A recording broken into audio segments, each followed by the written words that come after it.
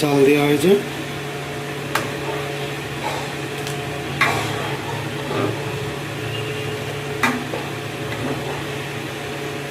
Seventy percent সেদ্ধ হবে, তারপরে সেদ্ধ হওয়ার পর নামিয়ে নেব।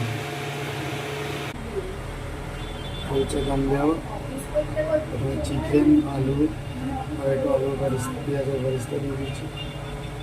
চল, কি করেছো? চিকেন দিয়ে দিয়েছো? চিকেন, আলু, আলু বকরা, খোয়া ক্ষীর আর একটু দই আর পেঁয়াজের বারিস্তা।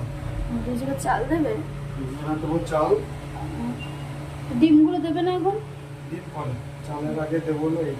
এইটা চিকেনের যে স্টুটা বানিয়ে রেখেছিলাম, সেই চিকেনের স্টুটা গ্রেভি তাই তো।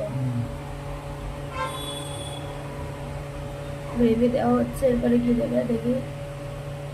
দেবো চাল। আমার বর কিন্তু দারুণ বিরিয়ানি বানায়, খালি বলে একটা ক্লাউড কিচেন খুলবে। একদিকে এই সময় পাওয়া যায় না, এখন বাজে 11:30, বিরিয়ানি রান্না হচ্ছে অফিস থেকে এসে। ক্লাউড কিচেন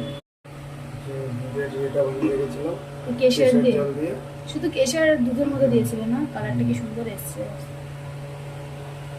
গন্ধটা এখনই হেভি বেরোচ্ছে। ডিমটাও দিয়ে দিচ্ছে।